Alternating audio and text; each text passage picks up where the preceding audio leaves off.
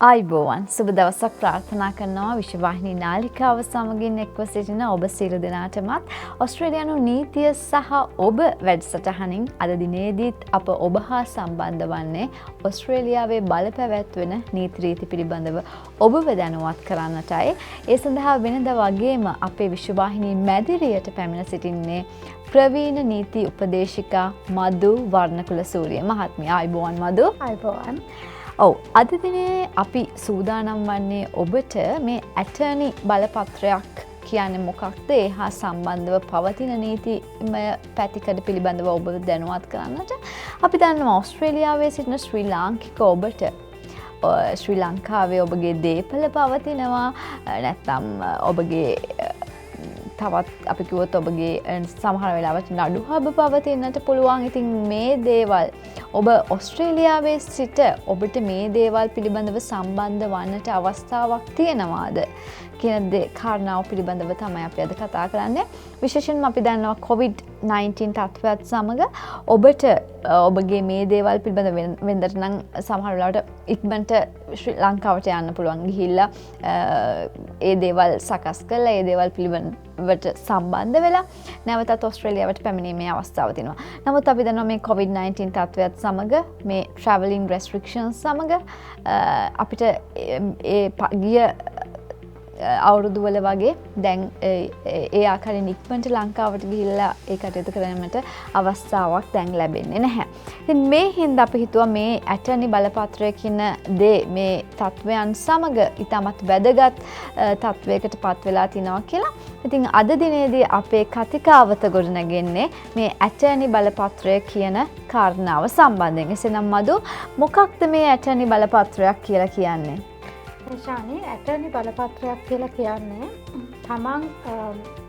තමන්ගේ රටින් බැහැරව හෝ දුරස්ථ ස්ථානයක ඉඳලා තමන්ට අදාළ කටයුතු තමන්ගේ නීතිමය කටයුතු වෙනත් විශ්වාසවන්ත පුද්ගලයෙකුට පවරලා ඒ විශ්වාසවන්ත පුද්ගලයා මාර්ගයෙන් ඒ කටයුතු සිදු කර ගැනීමට සකස් කරන ලියවිල්ල නීතිමය බලකඩදාසිය තමයි ඇටර්නි බලපත්‍රය කියලා කියන්නේ. අපි මේක power of attorney කියන වචනයෙන් හඳුන්වනවා ඉංග්‍රීසියෙන්. ඔව්. එසේනම් මధు ඇටර්නි බලපත්‍රයක් සකස් කරලා බලය ලබා දෙන්නේ කෙසේද? මේ සම්බන්ධව බලය ලබා දීමේදී ඔබට ඒ අදාළ කටයුත්ත සම්බන්ධයෙන් විශ්වාසවන්ත පුද්ගලයෙක් සිටිය යුතුයි. ඒක ඉතාම වැදගත්. ඒ පුද්ගලයා සම්බන්ධ ඔබ විශ්වාසය ඒ පුද්ගලයා ඔබට විශ්වාසය දරනවා නම් ඔබ අදාළ නීතිමය ලේඛනය නීතිඥවරයෙකුට කියලා සකස් කරගන්න පුළුවන්. නීතිඥවරයා ඒ සකස් කිරීමේදී ඔබට ඔබ දැනුවත් කරනවා එය සාමාන්‍ය ඇටර්නි බලපත්‍රයක්ද විශේෂ ඇටර්නි බලපත්‍රයක්ද සිදු කළ යුත්තේ කියන එක ඔබ විශේෂිත කාර්යයකට එක් කාර්යයකට හෝ විශේෂිත කාර්යයන් දෙකකට ඔබේ විශ්වාසවන්ත පුද්ගලයා පත් කරනවා නම් අපිට විශේෂ ඇටර්නි බලපත්‍රයක් සකස් කරන්න පුළුවන්.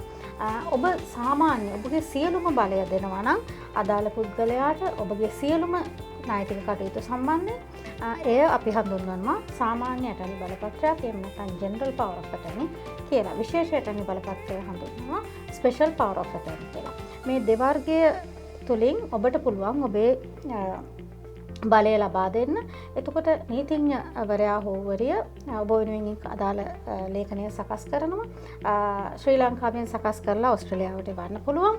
එහෙම නැත්නම් ඔස්ට්‍රේලියාවේ ඒ සම්බන්ධව ශ්‍රී ලංකාවේ නීති රීති සම්බන්ධව දැනුවත් නීතිඥවරයෙකුට හෝ වරියකට අදාළ කාර්ය පවරලා ඒ අදාළ ලේඛනය ඔබට සකස් කරගන්න පුළුවන්.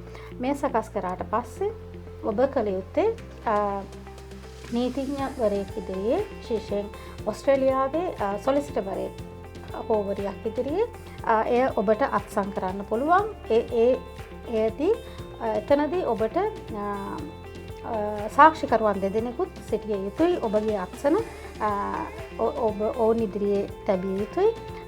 සහ නීතිඥවරයා හෝ වරිය ඒ කියන්නේ සොලිසිටර්වරයා හෝ වරිය එය සහතික කරනවා ඔබේ අත්සන.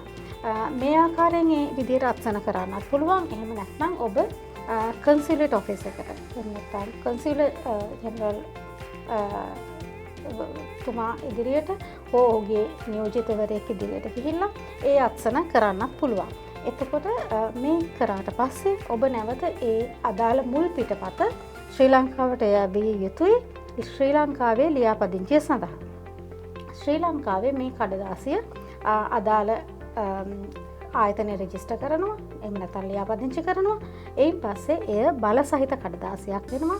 ඔබ බලය ලබා දුන් පුද්ගලයාට ඊට පස්සේ එය අවශ්‍ය ඕනෑම තැනකට, ඒ කියන්නේ උසාවියකට, බැංකුවකට, රාජ්‍ය ආයතනයකට, පෞද්ගලික ආයතනයකට, වෙනත් ඕනෑම තැනකට ඒ අදාළ සේවය හෝ කාර්ය සිදු කර ගැනීම සම්බන්ධයෙන් ඒ ඉදිරිපත් කළ හැකියි. ඔව්. හොඳයි. අපි හිතමු දැන් මේ ආකාරයට ඔබ කියපු ක්‍රියාමාර්ග ඔස්සේ යම් ඇටනි බලපත්‍රයක් කරා ශ්‍රී ලංකාවේ සිටින අයෙකුට මේ කටයුතු කිරීම සඳහා බලය ලබා දෙන්නට පුළුවන්.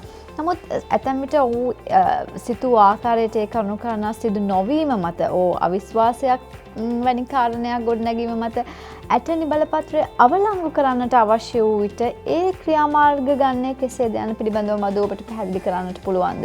ඒක හොඳ ප්‍රශ්නයක් සහ බොහෝ විට මුහුණ දෙන්නට වෙන ප්‍රශ්නයක්.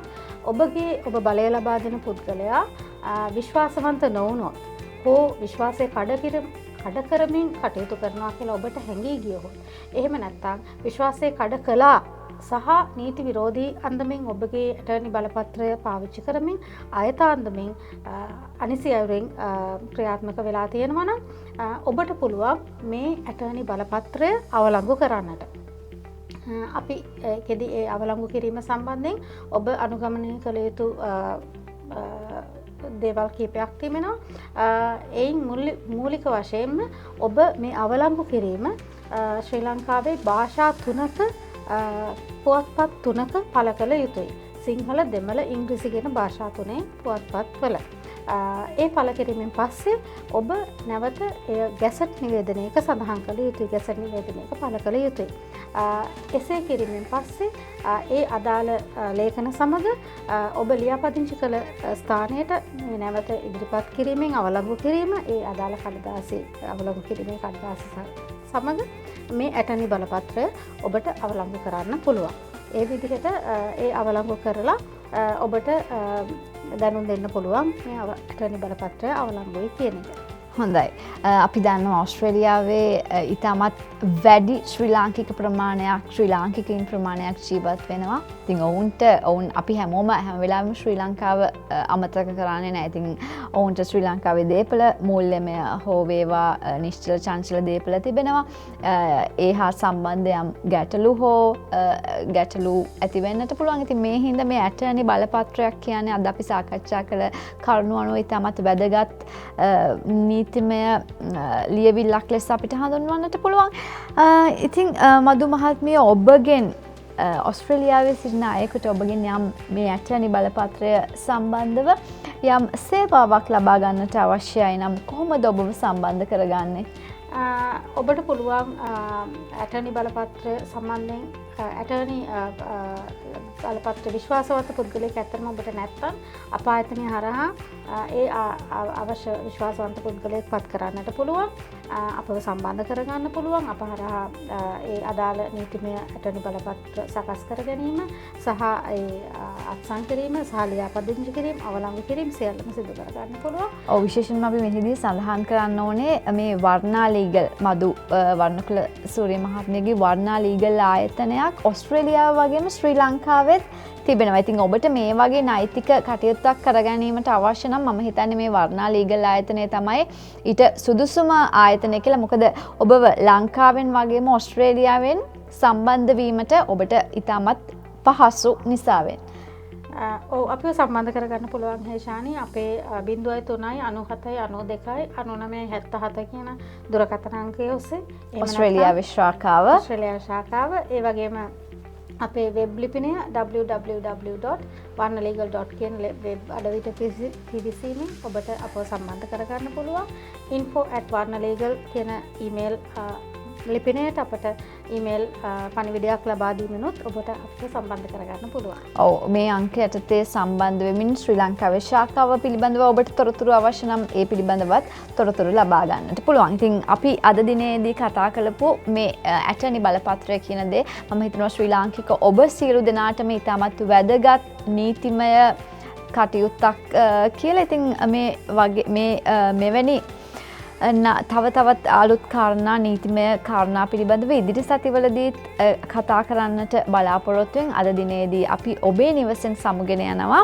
එසේනම් ඔබ සියලු දෙනාටම සුබ සතියක් ප්‍රාර්ථනා කරමින් ආයුබෝවන් මధు. අයිබෝවන්. ආයුබෝවන්.